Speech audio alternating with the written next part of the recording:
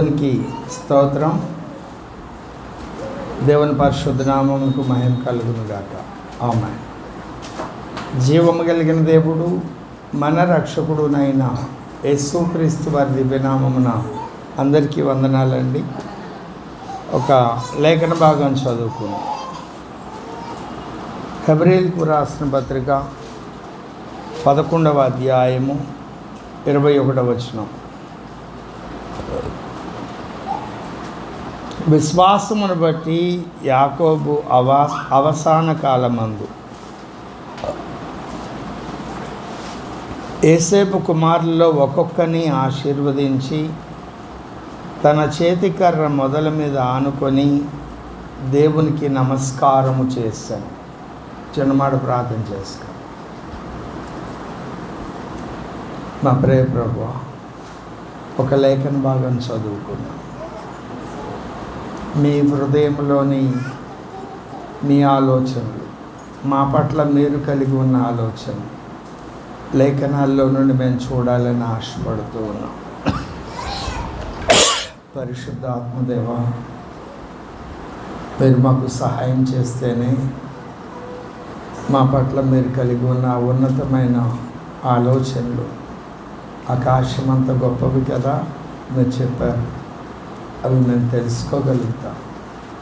అందుకొరకు మీ పక్షంగా నిలవబడుతున్న నేను మీ దాసుడను, మీ భక్తుడను, దీనుడను, దరిద్రుడను ఈ మట్టి ఘట్టంలో మీ మహిమైశ్వర్యం నింపబడాలి అని ఆశ కలిగి మీ వద్దకు వచ్చి ఉన్నాను. అలాగే ఈ కార్యక్రమం కొరకు వచ్చిన ప్రతి బిడ్డ కూడా ఆ మహిమైశ్వర్యంతో నింపబడాలి అని, మిమ్మల్ని హృదయపూర్వకంగా ఆరాధించాలి అని మీ సన్నిధికి వచ్చి ఉన్నారు. మాకు సహాయం చేయండి. మీ దాసుడనయ్యా, నన్ను మీ వశం చేసుకొని మీ మాటలు నా నోట ఉంచి మీ ఆత్మకార్యం నాయందు మాయందు మీ శైలిలో మీ స్థాయిలో సంపూర్ణంగా జరిగించమని వేడుకుంటూ, అందుకు మేము లోబడినట్లు మీ కనికరం మా మీద కుమ్మరించమని బ్రతిమలాడుకుంటూ యేసుక్రీస్తు వారి దివ్యనామమున అడిగి వేడుకొని ప్రార్థన చేయుచున్నాం తండ్రి. ప్రభువునందు నాకు అత్యంత ప్రియమైన వాళ్ళారా, ఆరాధన అనేటువంటి అంశము మనం ధ్యానం చేస్తూ ఉన్నాం. నాకు జ్ఞాపకం ఉన్నంత వరకు 7 వర్తమానాలు ఇప్పటికీ ధ్యానం చేశాం. ఇది 8వ వర్తమానం. వేరువేరు కోణాల్లో దేవుణ్ణి ఆరాధించడము అనే విషయాన్ని ఆయా భక్తుల జీవితాల్లో నుండి వారు ఎలా ఆరాధించారో పరిశీలన చేస్తూ, లేఖనాలను పరిశోధిస్తూ మనం కూడా దేవుడు ఇష్టపడే ఆరాధన చేయాలి అని ప్రయత్నం చేస్తున్నాం. ప్రభు మనకు సహాయం చేస్తున్నారు. ఆ క్రమంలో విశ్వాస వీరుల వనం, ఉద్యానవనం అని పిలువబడుతున్న హెబ్రీయులకు రాసిన పత్రికలో ఈ పత్రికను రాసినటువంటి భక్తుడు యాకోబు యొక్క జీవితంలోని ఏ విషయాలను పరిగణలోనికి తీసుకోలేదు. ఆయన అవసాన కాలాన్నే పరిగణలోకి తీసుకున్నాడు. మనం చదివిన మూలవాక్యంలో విశ్వాసమును బట్టి యాకోబు అవసాన కాలమందు యోసేపు కుమారుల్లో ఒక్కొక్కని ఆశీర్వదించి తన చేతికర్ర మొదల మీద ఆనుకొని దేవునికి నమస్కారము చేశాను. అవసాన కాలమందు తన చేతికర్ర మీద ఆనుకొని, చేతికర్ర మొదల మీద ఆనుకొని దేవునికి నమస్కారం చేశాను, ఆరాధన చేశాను. నమస్కారం చేయడం అంటే ఆరాధన చేయడం. రండి యెహోవా సన్నిధిన సాగిలపడుదాం. దీన్ని సాహా అని కూడా అంటారు, సాగిలపడుదాం. యాకోబు యొక్క ఆరాధన అవసాన కాలమందు ఆయన చేసిన ఆరాధన ఈరోజు మనం ధ్యానం చేయబోయేటువంటి అంశం ఇది. రైట్. ఇంతకీ ఆరాధన ఎలా చేస్తే దేవునికి ఇష్టమైనది కదా, ఎలా చేస్తే దేవునికి ఇష్టమైంది? 68వ కీర్తనలో, నిర్గమకాండం 15వ అధ్యాయంలో మిరియాము, అహరోను వాళ్ళ టీం అంతా తంబుర నాదములతో ఆయన ఆరాధించినట్లుగా మనం చూస్తాం. 68వ కీర్తన చూడండి, 24వ వచనం.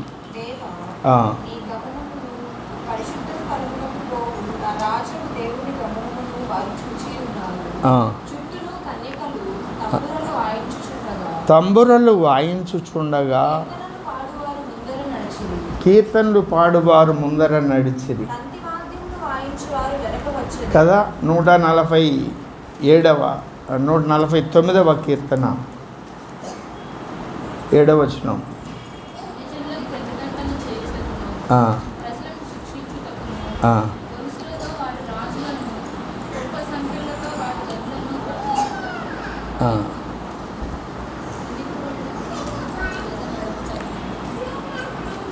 కొంచెం పైన చదవండి, 3వ వచనం.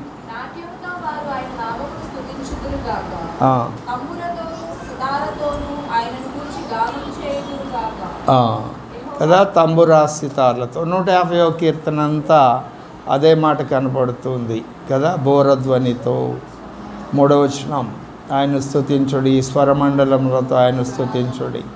ఇలాగూ ఆరాధించడం ఒక పద్ధతి, ఇలా ఆరాధించడం ఒక పద్ధతి. ఇట్లా అనేక సందర్భాల్లో యోఫ్తా కుమార్తె తను చనిపోతుందని తెలిసినప్పుడు, ఆ స్టోరీ తెలుసు కదా. వాళ్ళ నాన్నగారు యుద్ధంలో జయించి వచ్చినప్పుడు, నా ఇంట్లో నుండి ఎవరు ముందుగా ఎదురొస్తారో వారిని నేను నీకు బలిస్తాను అంటే, ఆయన ఒక్కగానొక్క కుమార్తె ఎదురొచ్చింది. ఆ మాట చెప్పినప్పుడు, తండ్రి నువ్వు దేవునికి మాట ఇచ్చావు కదా, అలాగే అయితే నాకు 2 నెలలు టైం ఇవ్వు అని చెప్పినప్పుడు పర్వతాల మీదకి వెళ్ళి తంబురతో సితారతో దేవుణ్ణి ఆరాధించినట్లుగా మనం చూస్తాం. ఇలా అనేక సందర్భాలు లేఖనాల్లో మనం చూస్తాం, తంబురతో సితారతో కదా దేవుణ్ణి ఆరాధించడం చూస్తాం. ఇది ఒక విధానం. ఇంకొకటి 65వ కీర్తన 1వ వచనం, సియోనులో మౌనముగా ఉండుట యెహోవాను స్తుతించడమే. సియోనులో మౌనముగా ఉండడం, యెహోవాను స్తుతించడమే. 62వ కీర్తన చూడండి, 1వ వచనం, మౌనముగా ఉన్నది ఆయన వల్ల నాకు రక్షణ కలుగును. 5వ వచనంలో, నా ప్రాణమా దేవుని నమ్ముకొని మౌనంగా ఉండము, ఆయన వల్లనే నాకు నిరీక్షణ కలుగుతుంది. యేసు ప్రభు వారిని గురించి చెప్తూ 53వ కీర్తనలో, వదకు తేబడిన గొర్రెపిల్ల వలె ఆయన మౌనంగా ఉన్నాడు. అంటే తండ్రి అయిన దేవుడు తనకు అప్పగించిన పని నమ్మకంగా చేయడం, అది ఆరాధన. అక్కడ మౌనంగా ఉండడం. 37వ కీర్తన చూడండి, 37వ కీర్తన 7వ వచనం.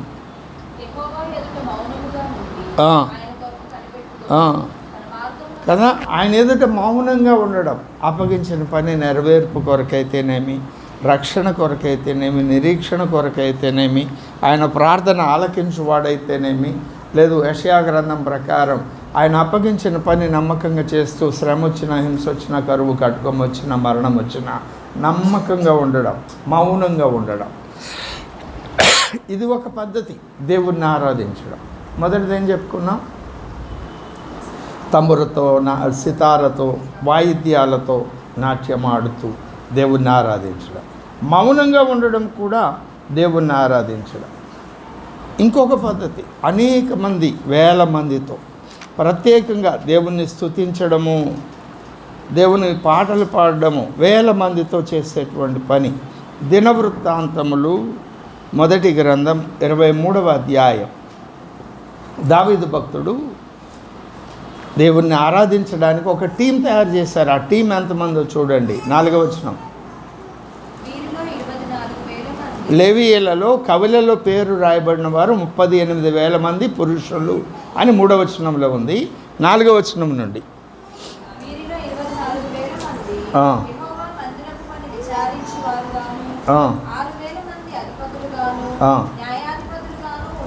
ఉండేది.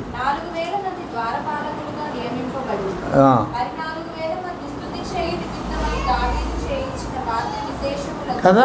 స్తుతి చేయడం కొరకే 4,000 మందిని అపాయింట్ చేశాడు దావీదు గారు.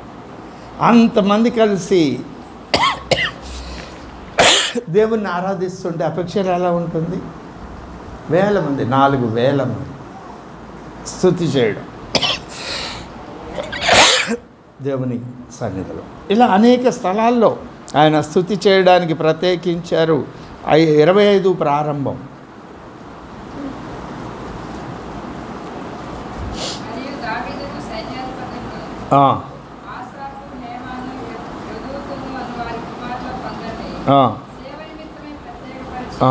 సితారలను, స్వరమండలములను, తాళములను వాయించుచు ప్రకటించున్నట్లుగా నియమించిరి కదా. ఈ సేవావృత్తిని బట్టి ఏర్పాటైన వారి కదా సేవావృత్తి. ఇది దేవుణ్ణి ఆరాధించడం అనే డ్యూటీస్ వేశారు. ఆ డ్యూటీస్ ప్రకారము ఆయా భక్తులు దేవుణ్ణి ఆరాధించారు, దేవునిని ఆరాధించారు. ఇలా కాకుండా ఇంకొక విధంగా పెద్ద పెద్ద శబ్దాలు పెట్టి ఇప్పుడు ఆరాధించడం మనం చూస్తున్నాం. పదాలను కట్ చేస్తూ ఆధునిక పోకడలు అని చెబుతూ విపరీతమైన శబ్దాలతో ప్రేమ చాపే విపరీతమైన శబ్దాలతో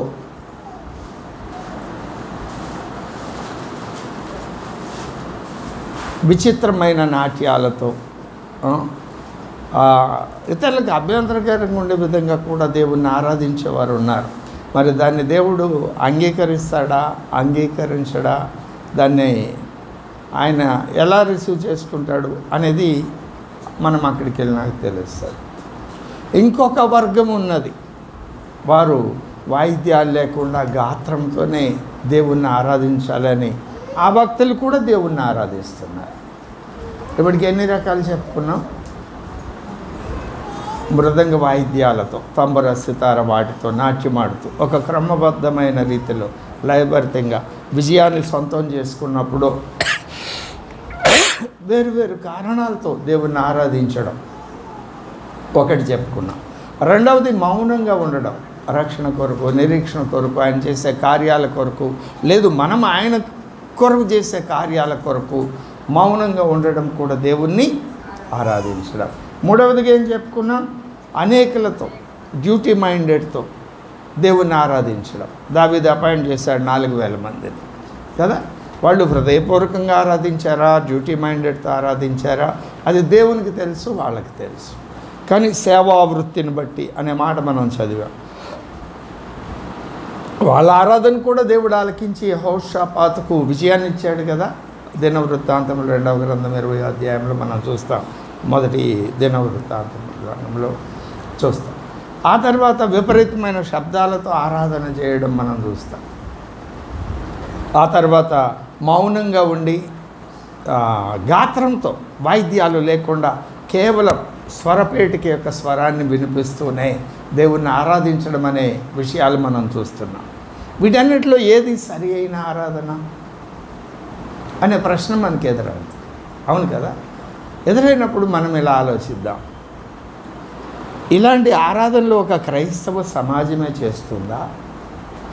క్రైస్తవేతర సమాజాలు కూడా చేస్తున్నాయా? ఖచ్చితంగా క్రైస్తవేతర సమాజాలు కూడా ఇలాగే చేస్తున్నాయి. హైందవ సహోదరులు మనం చూస్తున్నాం కదా, జాతరలని, తిరునాళ్ళని, లేకుంటే వారి దేవాలయాల్లో భజనలు అని రకరకాల పద్ధతుల్లో విగ్రహాల దగ్గర ఆరాధన చేస్తున్నారు. వారు దేవుడు వచ్చాడని నాట్యం ఆడుతూ, విపరీతమైన శబ్దాలతో నాట్యాలు ఆడుతూ, అర్ధనగ్నంగా, లేదు బలులు అర్పిస్తూ. మరి ముస్లిం సహోదరులు కూడా ఆరాధన చేస్తున్నారు. మక్కా వెళ్ళి అక్కడున్న కాబా అనేటువంటి నల్ల రాతి చుట్టూ తిరగడం, అది ఆరాధనే కదా. కదా. వీటన్నిటిలో ఏది శ్రేష్టమైన ఆరాధన? ఈ ప్రశ్న మనకు ఎదురవుతుంది. ఈ ప్రశ్న మనకు ఎదురైనప్పుడు లేఖనం చెప్పేటువంటి సమాధానం ఏమిటి అంటే, నువ్వు నీ హృదయం నిండా దేవుని ప్రేమను నింపుకొని, ఆ ప్రేమతో నింపబడిన హృదయంతో దేవుణ్ణి తంబుర, సితార, నాట్యాలతో ఆరాధించు. మౌనంగా ఉండి ఆరాధించు, లేకుంటే అనేక మందితో కలిసి ఆరాధించు, శబ్దాలు, ఇక అవన్నీ ఎడిషనల్. కానీ నీ హృదయం నిండా ప్రేమ నింపబడాలి. దేవుని ప్రేమ మన హృదయంలో ఎవరు నింపుతారు? పరిశుద్ధాత్మ దేవుడే. ఆయన నింపినప్పుడు అలా చేసేటువంటి ఆరాధన అంటే పరిశుద్ధాత్మ దేవుని సహాయంతో మన హృదయాలు దేవుని ప్రేమ చేత నింపబడగా, ఆ ప్రేమతో నింపబడిన వారమై ఆయన్ని ఆరాధించడం దేవునికి ప్రీతికరం. ఇప్పుడు ఆయన్ని ఆరాధించాలంటే ఆయన దగ్గరికి వెళ్ళినప్పుడు ఆయన్ని మనం ఏం జ్ఞాపకం చేసుకుంటాం? మన హృదయంలో ఏ ఆలోచన పుడుతుంది? ఆయన దగ్గరికి వెళ్ళినప్పుడు 2 ఆలోచనలు మనకు వస్తాయి. ఒకటి, మొట్టమొదటిగా ఆయన నా కొరకు చేసిన శిలువ యాగం, నా శాపం నుండి, నా పాపం నుండి ఆయన నన్ను విడిపించడం కొరకు ఆయన చేసిన శిలువ యాగం. ఏ స్థితిలో నుండి తను తాను తగ్గించుకొని ఈ స్థితికి వచ్చి తను తాను బలిగా అర్పించుకున్నారో, మరణించి తిరిగి లేచి రుజువులు చూపించి ఆరోహణమై వెళ్ళాడో, వీటిని బట్టి ఒక కోణం. ఇంకొక కోణం, ఆ యజ్ఞము చేసి నా కొరకు ఆయన ఏమేమి సిద్ధపరిచారు అనేటువంటి విషయాలు మనం చూడగలిగితే, అదృశ్యమైన వాటిని నిదానించి చూడగలిగితే, వాటిని బట్టి మన హృదయం సంతోషంతో నింపబడి మనం ఆయన ఆరాధించగలుగుతాం. ఏది ఏమైనా ఆయన శిలువ యజ్ఞాన్ని చూసినా అక్కడ పుట్టేది ప్రేమే. ఆయన మన కొరకు ఏర్పాటు చేసిన వాటిని మనం గుర్తుపట్టి ఆయన ఆరాధించినా అక్కడ కూడా మూలం ప్రేమే. కాబట్టి దేవునికి ఇష్టమైన లేదు ప్రీతికరమైన ఆరాధన ఏమిటి అంటే ఏమని చెప్పాలి? ఎవరి హృదయం దేవుని ప్రేమతో నింపబడి హృదయపూర్వకంగా ఆయన్ని ఆరాధిస్తారో వారు. దానిలో శిలువ ధ్యానం చేయండి, లేదు మన కొరకు సిద్ధపరిచిన వాటిని మనం చూడండి.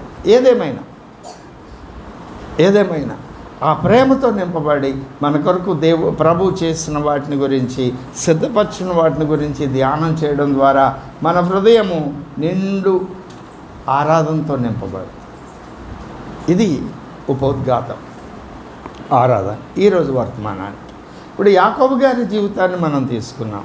యాకోబు గారి జీవితంలో హెబ్రీ గ్రంథకర్త తీసుకున్నటువంటి అంశము అవసాన కాలం ఎప్పుడు? 47వ అధ్యాయము 9వ వచనంలో, ఆదికాండము 47వ అధ్యాయం 9వ వచనంలో ఫరో అడుగుతాడు, నీ వయసు ఎంత అని.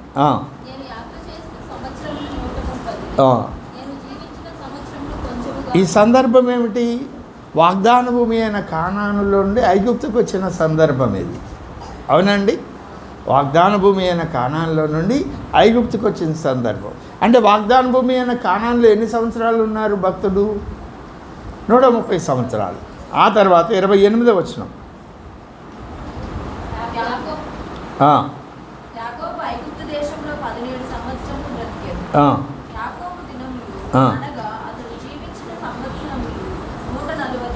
కదా, అక్కడ 130 ఏళ్ళు, ఇక్కడ 17 ఏళ్ళు.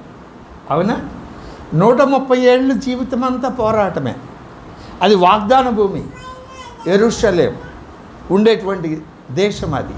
అంటే సమాధానకరమైన దేశం అది, సమాధానం కలిగించే దేశం అది.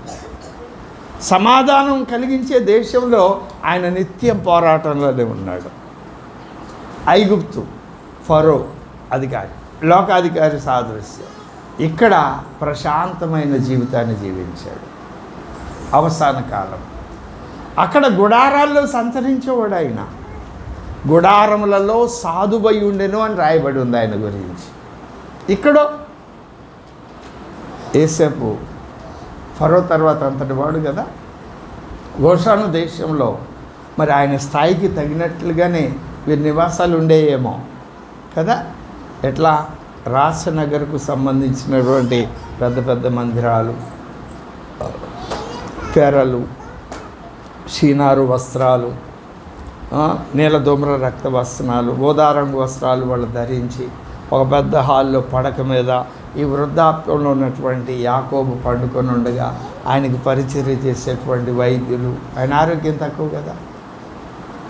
ఎంత లగ్జరీ లైఫ్ ఇది. విడ్డూరంగా కనపడుతుంది ఈ దృశ్యం. కానీ ఇక్కడ సమాధానంతో ఉన్నాడు. ఆ సమాధానంతో ఉన్నప్పుడు యాకోబు భక్తుడు ఆయన ఏం చేస్తాడో చూడండి. 47వ అధ్యాయం 29వ వచనం.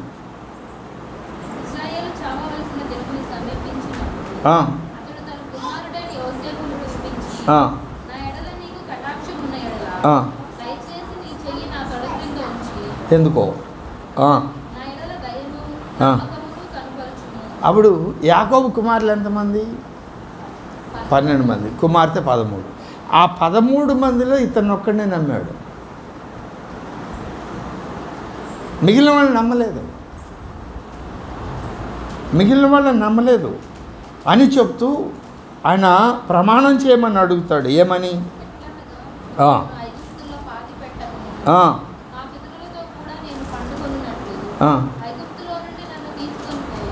ఎందుకు వద్దు ఐగుప్తులో? మన మూలవాక్యం ఏమిటి? విశ్వాసమును బట్టి యాకోబు. ఏమిటి ఆయన విశ్వాసం? నేను చనిపోయిన తర్వాత ఐగుప్తులో నా శల్యములు ఉండదు. ఎందుకంటే దేవుడు మనకిచ్చింది కాదు. మనకి ఇవ్వని ప్రదేశంలో మన శల్యాలు కూడా ఉండకూడదు. దేవుడు మనకిచ్చిన వాగ్దాన భూమి ఏదైతే ఉందో ఆ వాగ్దాన భూమిలో పితరులు ఉన్న చోట మక్పేలా గుహల్లో అబ్రహాము, ఇస్సాకు, శారా వీళ్ళందరూ పాతిపెట్టబడిన స్థలం. అక్కడికి తీసుకువెళ్ళి ఆయన యొక్క విశ్వాసం కదా ఎలాగ మాట్లాడుతున్నాడు. ఇక్కడ 3 విషయాలు కనపడతాయి. మరలా చదవండి 29. నా ఎడల నీకు కటాక్షమున్న ఎడల దయచేసి నీ చెయ్యి నా తొడ క్రింద ఉంచి నా ఎడల దయను నమ్మకమును కనపరచుము. ఎట్లనగా నన్ను ఐగుప్తులో పాతిపెట్టకము, నా పితరులతో కూడా నేను పండుకొనున్నట్లు చనిపోయిన తర్వాత పండుకొనున్నట్లు ఐగుప్తులో నుండి నన్ను తీసుకొని పోయి వారి సమాధిలో నన్ను పాతిపెట్టమని అతనితో చెప్పాను. అందుకు నేను నీ మాట చొప్పున చేసేదనని. మరియు అతడు నాతో ప్రమాణము చేయమన్నప్పుడు యేసేపు అతనితో ప్రమాణం చేసెను. అప్పుడు ఇజ్రాయేలు తన మంచపు తలాపి మీద వంగి దేవునికి నమస్కారం చేశాను. ఈ ప్రమాణాన్ని స్వీకరించినప్పుడు కూడా దేవుణ్ణి ఆరాధిస్తున్నాడు. తొడ క్రింద చేపట్టడం ఇలాంటి సన్నివేశం మనకి ఇంకో చోట కనపడుతుంది. అబ్రహాం ఇస్సాకు పెండ్లి కుమార్తెను చూడమని ఎలియాజరుకు పని అప్పగించినప్పుడు 24వ అధ్యాయం 2-3 వచనాల్లో మనం చూస్తాం. అంటే అర్థమేమిటి అంటే తొడ క్రింద చెయ్యి పెట్టినప్పుడు ఆ చెయ్యి ఎవరైతే ప్రమాణం చేయించుకుంటున్నారో అతని యొక్క టెస్టికల్స్కు తగలాలి. ఆ టెస్టికల్స్కి తగిలినప్పుడు ఏ మాట అయితే ఇచ్చారో ఆ మాట నెరవేర్చాలి. ఒకవేళ నెరవేర్చకపోతే ఆ పునరుత్పత్తి సామర్థ్యం లేకుండా పోతాడు. అది దేవుని సన్నిధిలో చేసే ప్రమాణం. ఆనాడు చేసేటువంటి ప్రమాణాలు అదే. ఇంకొకటి కదా, ఖండములు ఖండించి మధ్యలో ఉండి అగ్ని రాజుచున్న పొయ్యితో వెళ్ళడం, అదొక విధానం. ఇదొక విధానం ప్రమాణం చేయడంలో. అప్పటికి యెరూషలేము దేవాలయం లేదు కదా, ఇలాగన ప్రమాణాలు చేసేవారు. కాబట్టి ఆ ప్రమాణం అన్నాడు ఎలియాజరు చేశాడు. ఆయనకి ఎంతోమంది పనివాళ్ళు ఉన్నారు. ఎండపుట్టిన వాళ్ళు 318 మంది పనివాళ్ళు ఉంటే వారిలో ఎలియాజర్ను సెలెక్ట్ చేసుకున్నాడు అబ్రహాము. ప్రమాణం చేయడానికి కూడా ఎవడు పడితే వాడు సరిపోడు.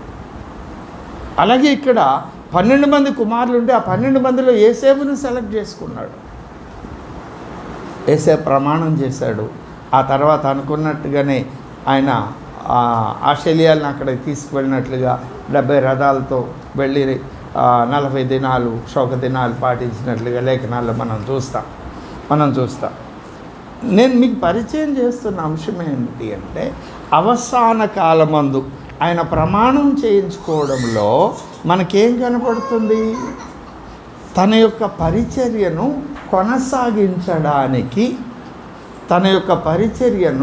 కొనసాగించడానికి ఒక నమ్మకమైన వ్యక్తిని అపాయింట్ చేసుకున్నాడు.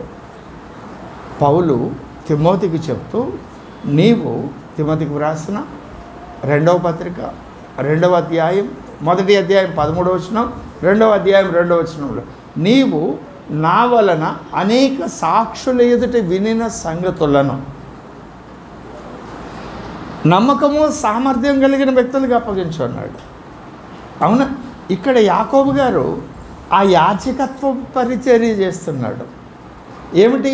నా శల్యములను ఐగుప్తులో పాతి ఉంచొద్దు, నా శల్యాలను తీసుకువెళ్ళి వాగ్దాన భూమి, దేవుడు వాగ్దానం చేసిన వాగ్దాన భూమిలోనే దాచిపెట్టు, అప్పుడు నా ఎముకలు దేవుని ప్రజలకు సాక్ష్యం ఇస్తాయి. ఎక్కడో వెళ్ళాడు, రాలిపోయాడు, ఎక్కడో కలిసిపోయాడు అని కాదు, ఒక యాజకత్వ పరిచర్య అక్కడ కనపడుతుంది యాకోబు జీవితంలో. అలాగూ దేవునికి నమస్కారం చేసి దేవుణ్ణి ఆరాధించాడు. అవసాన కాలమందు రెండవదిగా ఆదికాండము 47వ అధ్యాయం 15వ వచనం ఉండే. ఇతనికి కాయలా పడ్డాడు అని ఏసేపుకు తెలిసింది. ఏసేపు వెంటనే తన పిల్లలిద్దరిని తీసుకొని తండ్రి దగ్గరికి వచ్చాడు. గోషాను దేశం, ఆ రాజుకి ఫరో తర్వాత అంతటి గొప్పవాడు పిల్లల్ని తీసుకొని వస్తే మరి ఆ పట్టణం ఎలాగో స్పందించిందో. వచ్చారు, తండ్రి దగ్గరికి వచ్చారు. అప్పుడు నా పిల్లల్ని దీవించమన్నాడు. ఆ సందర్భంలో 15వ వచనం,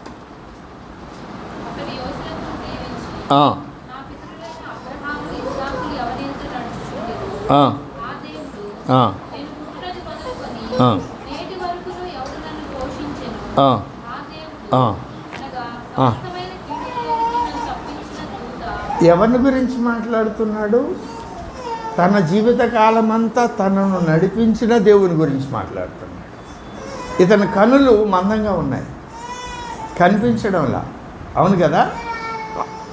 ఆ మాట చెప్పి ఈ పిల్లలను ఆశీర్వదించునుగాక అని నా పేరును అబ్రహాము ఇస్సాకులను నా పితరుల పేరును వారికి పెట్టబడునుగాక. ఆ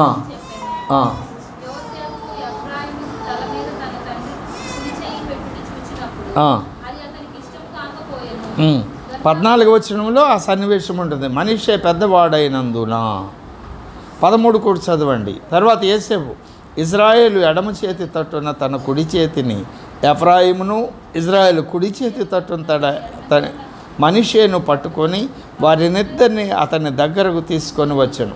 మనిషే పెద్దవాడైనందున ఇజ్రాయేలు తన చేతులను యుక్తిగా చాచి, చిన్నవాడైన ఎఫ్రాయిము తల మీద తన కుడి చేతిని ఉంచి తనను నడిపించిన దేవుడు, పోషించిన దేవుడు ఎవరో చెప్పి ఆశీర్వదించాడు. ఆశీర్వదించినప్పుడు యోసేపు ఈ సన్నివేశాన్ని చూసి పెద్దోడి మీద కుడి చేయి ఉండాలి, చిన్నోడి మీద ఎడం చేయి ఉండాలి కదా అని తండ్రికి చెప్తున్నాడు 17లో.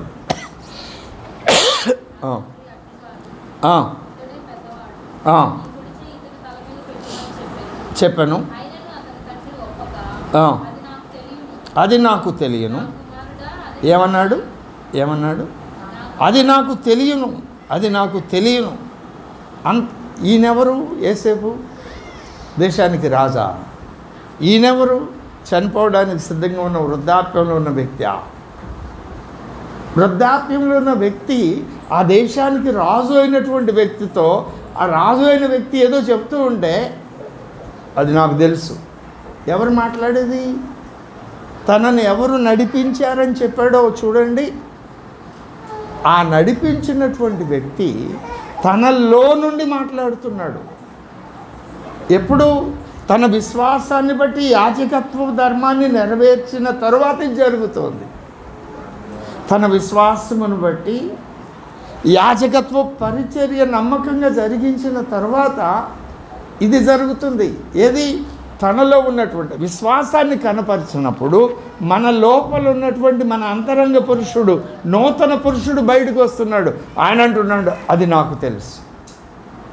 ఈయన ముసలైన వృద్ధాప్యం, కొద్ది నిమిషాలు గంటల్లో చనిపోయేటువంటి వ్యక్తి ఆ దేశపు రాజుని అంటున్నాడు, నాకు తెలుసు. ఈయన రాజులాగా మాట్లాడుతున్నాడు. అక్కడ ఎలా మాట్లాడాడు? యాజకునిలాగా కదా, బాధ్యతలు అప్పగించడం.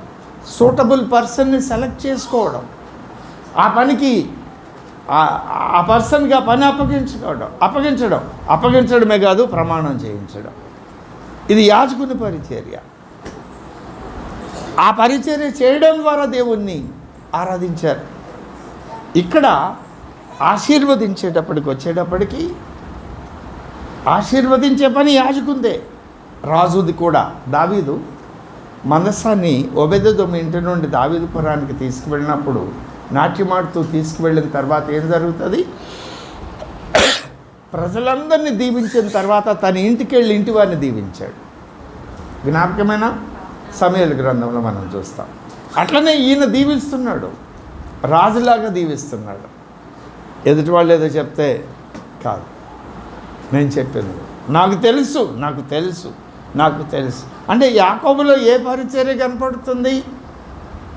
రాజు పరిచర్య కనపడుతుంది, యాజకత్వ పరిచర్య కనపడుతుంది.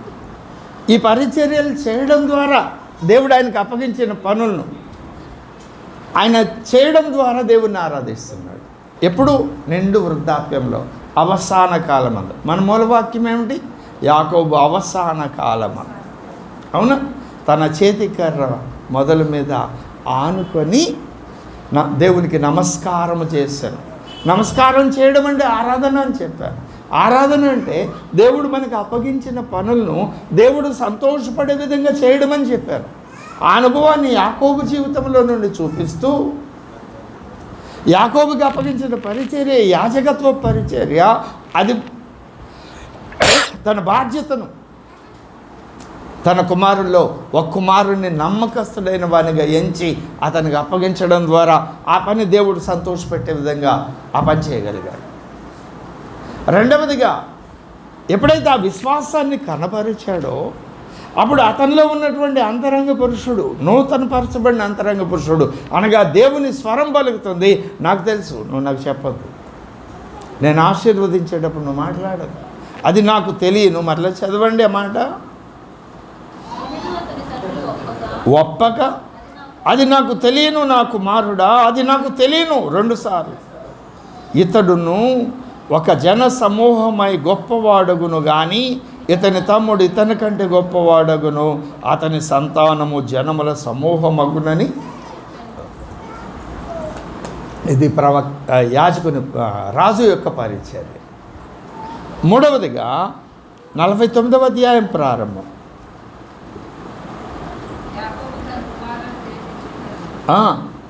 మీరు కూడి రండి, అంత్యదినముల్లో మీకు సంభవింపబోవు సంగతులను మీకు తెలియజేసేదని.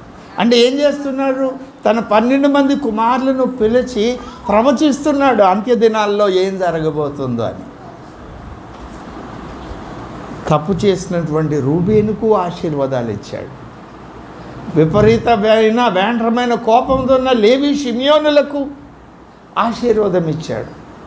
బలహీనమైన వ్యక్తులకు, బలమైన వ్యక్తులకు కూడా ఆ తండ్రి ఆశీర్వాదం ఇచ్చాడు.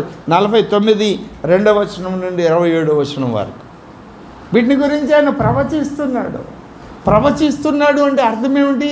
ఆయన ప్రవక్త పనిచేస్తున్నాడు.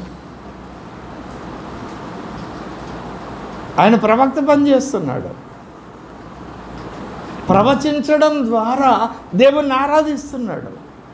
వీరి ద్వారానే దేవుడు తన పరిచర్యను కొనసాగించడానికి. ఈ 12 మంది ఎవరు? గోత్రకర్తలు. దేవుడు ఎన్నిక చేసుకున్నటువంటి గోత్రకర్తలు వీళ్ళు. మూలపురుషుడేమో అబ్రహాం, ఇస్సాకు, యాకోబులు. వారి ద్వారా వచ్చిన 12 మంది గోత్రకర్తలను ఆశీర్వదించడం ద్వారా, వారిని గురించి ప్రవచించడం ద్వారా ఆయన ప్రవక్తగా దేవుడు తనకు అప్పగించిన పరిచర్య నమ్మకంగా చేస్తూ వాళ్ళకి పనులు అప్పగిస్తున్నాడు. ఏసేపుగా పని అప్పగించాడు. అట్లనే వీళ్ళకి ఆయా సందర్భాల్లో ఇది జరుగుతుందని చెప్పాడు. అవును కదా. ఇప్పుడు యాకోబు తన అవసాన కాలమందు ఆయన చేసిన 3 పనులు ఏమిటి? యాజకత్వ పని చేశాడు, రాజు పని చేశాడు, ప్రవక్త పని చేశాడు. చేసిన తర్వాత చివరికి 33వ వచనం. ఆ పనులన్నీ 28 నుండి 32 వరకు ఉన్న లేఖనాల్లో వాళ్ళు ఏమేం చేయాలో ఆ పనులన్నీ అప్పగించాడు. అది యాకోబు జీవితంలో గ్రేట్ కమిషన్ వీళ్ళకు. అవునా? ఇచ్చి అప్పుడు 33వ వచనం, యాకోబు తన కుమారులకు ఆజ్ఞాపించుట చాలించి తన కాళ్ళు ముడుచుకొని ప్రాణము విడిచి తన స్వజనుల యొద్దకు చేర్చబడి. ఎవరున్నారు? తన స్వజనులు ఎక్కడున్నారు? ముందుగా వెళ్ళిపోయిన వాళ్ళు పరదేశంలో ఉన్నారు. అంతకుముందు చెరలో ఉన్నారు. యేసు శిలువ యాగం జరగకముందు చెరలో ఉన్నారు. చెర ఎక్కడుంది? పాతాళంలో ఉంది. అక్కడికి వెళ్ళారు. ఆ తర్వాత యేసు శిలువ మరణం తర్వాత ఆయన పునరుత్థాన సమయంలో ఆ చెరగా తీసుకొని 3వ ఆకాశానికి వెళ్ళాడు. అక్కడ పరదేశం ఉంచారు. ఆ సబ్జెక్టు మనం ధ్యానం చేస్తాం. ఇప్పుడు నేను మీకు పరిచయం చేస్తున్న అంశము, మన మూలవాక్యం ఏమిటి? హెబ్రీయులకు వ్రాసిన పత్రిక 11వ అధ్యాయం 21వ వచనం. అవును కదా? 20. విశ్వాసమును బట్టి యాకోబు అవసాన కాలమందు ఏసేబు కుమారులు ఒక్కొక్కరిని ఆశీర్వదించి తన చేతికర్ర మొదల మీద ఆనుకొని దేవునికి నమస్కారం ఆరాధించారు. ఈ 3 పనులు చేసి ఆయనను ఆరాధించి దేవునికి నమస్కారం చేస్తారు. ఇప్పుడు ఈయన చేతికర్ర మీద ఆనుకున్నప్పుడు ఈయనకు తంబుర్లు ఉన్నాయా? సితార్లు ఉన్నాయా? లేకుంటే మౌనంగా ఉన్నాడా? లేదు. తన పని చేశాడు. తన పని తను చేశాడు. అవునా? అనేకులతో కలిసి ఆయన ఆరాధించారా? లేదు. విపరీతమైన శబ్దాలు ఉన్నాయా? లేదు. గాత్రంతోనే ఉందా? కాదు. కాబట్టి ఆరాధనకు మనం నిర్వచనం ఎలా చెప్దాం? హృదయం నిండా దేవుని ప్రేమ నింపబడిన హృదయంతో ఆయన పట్ల విశ్వాసాన్ని కనపరిచి ఆయన ఆజ్ఞాపించిన విధులను నెరవేర్చడమే మనం చేసేటువంటి గొప్ప ఆరాధన. అది అవసాన కాలం వరకు శరీరం ఉడికిపోవచ్చు, కళ్ళు కనిపించకపోవచ్చు, చెవులు వినపడవచ్చు, ముక్కులు సరిగ్గా పని చేయకపోవచ్చు, కానీ దేవునికి ప్రీతికరమైన ఆరాధన మనం చేయగలుగుతాం. ఇప్పుడు ఇదే సన్నివేశాన్ని ప్రభువైన యేసుక్రీస్తు వారిలో చూద్దాం. ప్రభువైన యేసుక్రీస్తు వారు ఆయన సిలువ వేయబడినప్పుడు సిలువ మీద ఏమని రాయబడింది? యూదులకు రాజు. The great commission. మత్తయి సువార్త 28వ అధ్యాయం 18-20 వచనాలు, మార్కు సువార్త 16వ అధ్యాయం 17-20 వచనాలు, లూకా సువార్త 24వ అధ్యాయము చివరి వచనాల్లో ఆయన శిష్యులకు అప్పగించాడు. ఏమని? సర్వలోకానికి వెళ్ళి సర్వ సృష్టికి సువార్త ప్రకటించండి, శిష్యులుగా చేయండి, తండ్రి కుమార పరిశుద్ధాత్మ నామమున బాప్తిస్మం ఇవ్వండి, నేను మీకు ఏ సంగతులు ఆజ్ఞాపించానో వాటిని వారికి తెలియజేసి శిష్యులను చేయండి. యేసేపు తన కుమారులకి కొన్ని పనులు ఆజ్ఞాపించాడు. అలాగే వారిని గురించి ఆయన ప్రవచించాడు. మత్తయి సువార్త 19వ అధ్యాయంలో, అయ్యా అన్ని విడిచిపెట్టి మేము మిమ్మల్ని వెంబడించాం కదా, మాకేమిటి అని చెప్పినప్పుడు ఏమని చెప్పారు ఆయన? చూడండి 19వ అధ్యాయము మత్తయి సువార్త 19వ అధ్యాయం బహుశా 27-29 వచనాల 28.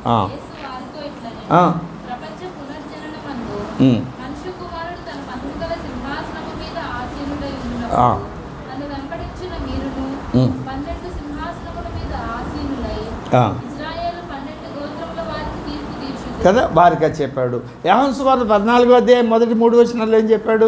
నా తండ్రి ఇంట అనేక నివాసాలు ఉన్నాయి, నేను మీ కోరు. అవునా? ఇవన్నీ సిద్ధపరిచాడు. సెలవు మీద ఉన్నప్పుడు ఏం చేశారు? ఆయన వీరందరి పక్షంగా విజ్ఞాపన చేశాడు, యాజకత్వ పరిచర్య చేశాడు. అవునా? ఈయన భవిష్యత్తును గురించి ప్రవచించారు. ఆయనను యూదుల రాజు అని పిలువబడు. ఈ 3 పరిచర్యలు, రాజు, ప్రవక్త, యాజకత్వం, ఈ 3 పరిచర్యలు చేసి ఆ తండ్రిని సంతోషపెట్టాడు. ఆయన అన్నాడు, ఆయన సజీవుడు ఉన్నప్పుడే బాప్తిస్మం తీసుకున్నప్పుడు, రూపాంతర పర్వతం మీద రూపాంతరం చెందినప్పుడు మత్తయి సువార్త 17వ అధ్యాయంలోను లోక 17లోను మనం చూస్తాం. 9వ అధ్యాయం మార్కు సువార్తని జ్ఞాపకం. రూపాంతర పర్వతం మీద రూపాంతరం పొందినప్పుడు ఆకాశం నుండి ఒక శబ్దం ఏమొచ్చింది? ఈయన నా ప్రియ కుమారుడు. ఎప్పుడు చేశారు ఈ ఆరాధన? వారి అవసాన కాలం.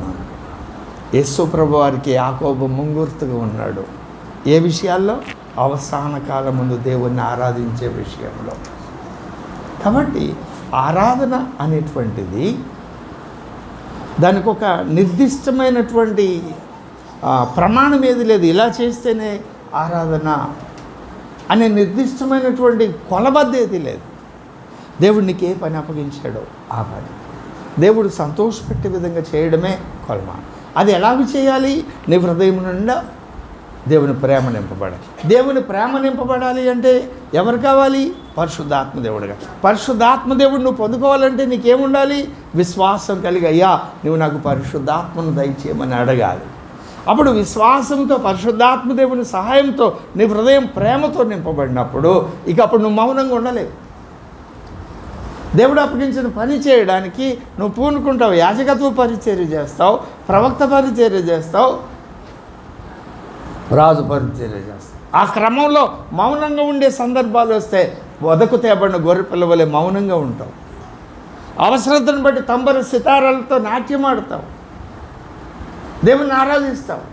లేదు దావీదు వలె దావీదు నియమించినట్లుగా అనేక మందిని కూడగట్టి గంటల తరబడి ఆరాధన చేస్తావు.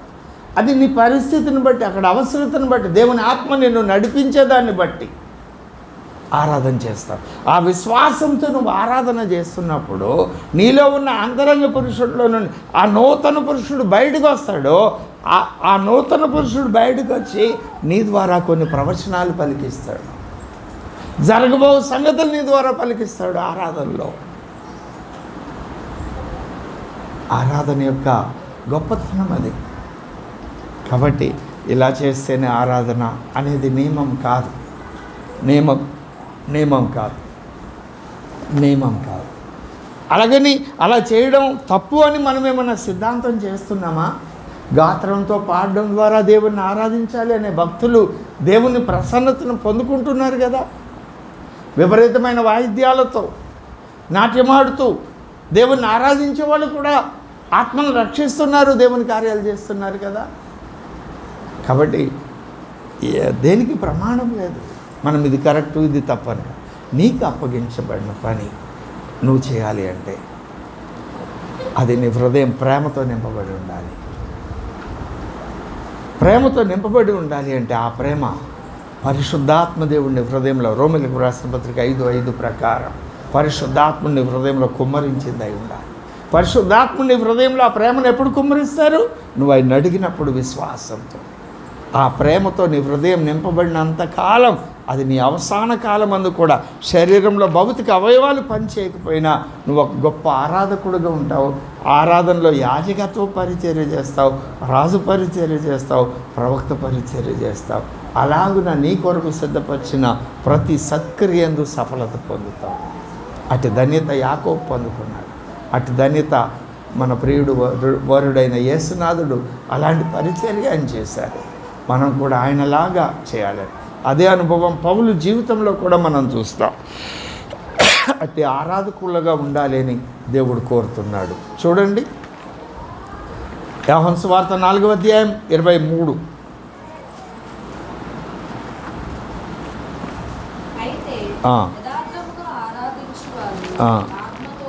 ఆత్మతో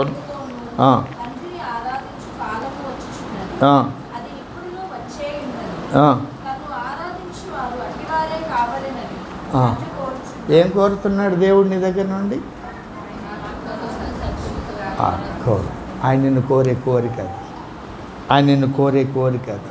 తర్వాత ఆజ్ఞయిస్తున్నాడు, దేవుడు ఆత్మ గనుక ఆయనను ఆరాధించువారు ఆత్మతోనూ సత్యంతోనూ. మరి దేవుని కోరికను తీర్చాలండి మనం ఎలా సిద్ధపడాలి చెప్పండి? విశ్వాసముతో పరిశుద్ధాత్మను అడిగి పొందుకోవాలి.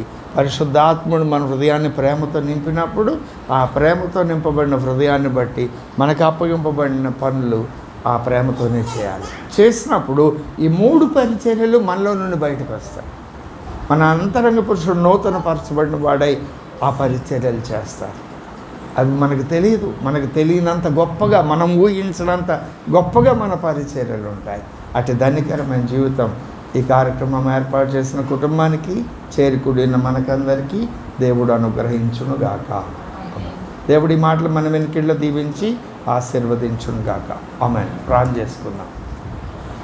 మా ప్రియ ప్రభువా, అవసాన కాలమందు యాకోబు తన చేతికర్ర మొదల మీద ఆనుకొని నీకు నమస్కారం చేశారు విశ్వాసమును బట్టి. ఈ మాటలో ఆయన నిన్ను ఎలాగో ఆరాధించారో మేము కొన్ని విషయాలు ధ్యానం చేయడానికి మీరు కృపనిచ్చారు. అదే అనుభవం యేసుక్రీస్తు వారి జీవితంలో మాకు చూపించారు గనుక మేము కూడా యేసును పోలి, పౌలును పోలి అలాంటి గొప్ప ఆరాధకులుగా ఆత్మతోనూ సత్యముతోనూ మిమ్మల్ని ఆరాధించడానికి మాకు సహాయం చేయండి. ఆ ప్రయత్నాలు చేస్తూ ఉన్నాం. అనేక సార్లు మేము ఆ అనుభవ సాక్ష్యాన్ని కలిగి ఉన్నాం. కొన్నిసార్లు ఫెయిల్ అవుతున్నాం. వాటి నుండి విడిపించి ఎల్లప్పుడూ మీకు ప్రీతికరమైన సేవ, వినయము, భయము, భక్తి కలిగి మీకు ప్రీతికరమైన సేవ చేయనట్లు మీ కృపను మాకు అనుగ్రహించమని వేడుకుంటూ ఈ కార్యక్రమం ఏర్పాటు చేసిన కుటుంబం కొరకు ప్రార్థన చేస్తూ ఉన్నాను. ఏ ఉన్నతమైన ఉద్దేశంతో ఈ కార్యాన్ని చేపట్టారో ఆ ఉద్దేశం వారి కుటుంబంలోని ప్రతి వ్యక్తి జీవితంలో నెరవేరినట్లు సహాయం చేయండి.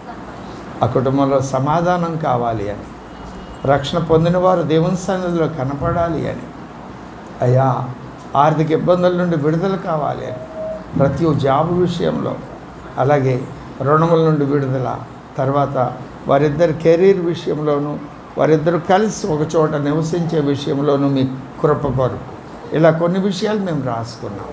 ఆ కొన్నే కాదు, ఇంకా అనేకం ఉన్నాయి వారికి అవసరమైన.